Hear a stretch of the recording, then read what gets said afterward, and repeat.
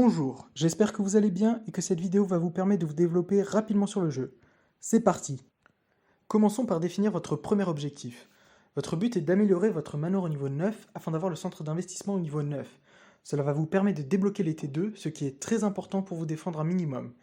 Après avoir atteint le niveau 9 sur ces deux bâtiments, il faut continuer d'améliorer votre manoir jusqu'au niveau 17 pour pouvoir améliorer le centre d'investissement du niveau 17 et donc de débloquer les T3.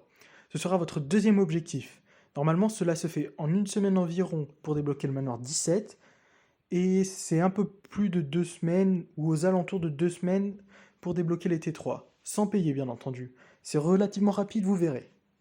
Passons aux autres bâtiments. Je considère qu'il y a 3 grandes classes de bâtiments. Les bâtiments principaux, c'est-à-dire le manoir, le mur, le radar, l'entrepôt, la planque, le centre d'investissement et l'atelier.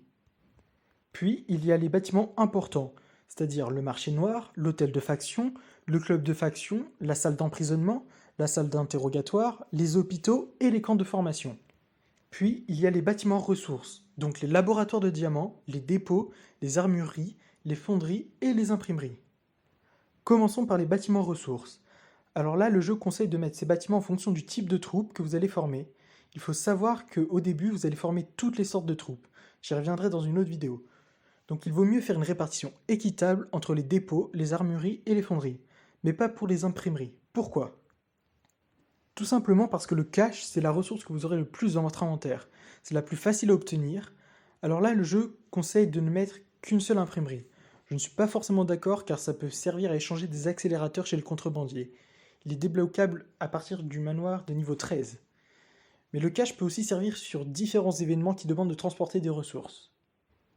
Maintenant, les bâtiments importants. Il vous faut 1 voire 2 camps de formation maximum. Ça peut paraître peu, mais c'est largement suffisant, car au niveau 25, avec un camp de formation, vous allez former 5000 troupes environ, et ça prend à peu près un jour si vous avez des statistiques normales. Maintenant, les hôpitaux. Alors eux, ce seront des bâtiments qui vous sauveront la mise à plusieurs reprises au cours du jeu. J'ai hésité à les mettre dans les bâtiments principaux, il vous en faut 10 minimum. Personnellement, j'en ai 14. Au niveau 17, ils ont 22 500 de capacité d'accueil chacun. Donc petit calcul, 22 500 x 10, ça fait 225K de capacité d'accueil totale. Ça veut dire que tant que vous n'avez pas plus de 225K de troupes, si vous vous faites attaquer, vous aurez 225K de troupes dans les hôpitaux sans avoir aucun mort. Attention, normalement sur aucun rapport de défense, on ne devrait généralement pas avoir de mort avant le manoir 25. Sinon, c'est qu'il y a un problème dans votre développement de manoir.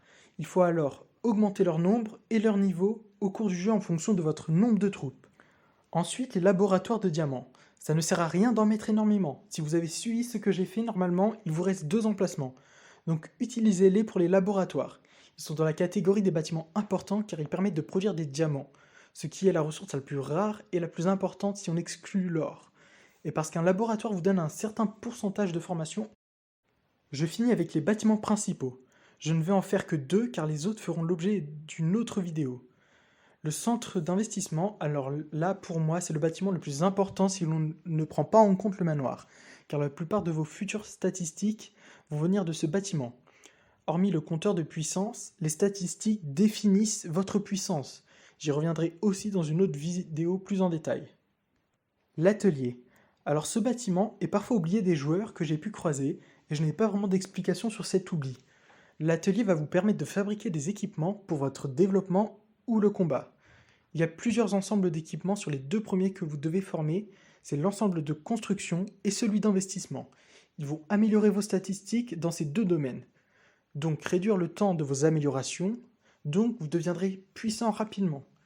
Ce qui est bien, c'est que le système du jeu vous rappelle d'équiper le bon ensemble avant que vous appuyiez sur le bouton améliorer, donc vous n'aurez jamais d'oubli. Concernant ces 2 ensembles, faites bien attention à quel équipement fabriquer en premier en fonction du pourcentage qu'il améliore. Il vous faut tout l'ensemble complet rapidement, même s'il n'est pas forcément amélioré. Voilà, ce sera tout pour cette vidéo. La prochaine concernera les investissements. À bientôt.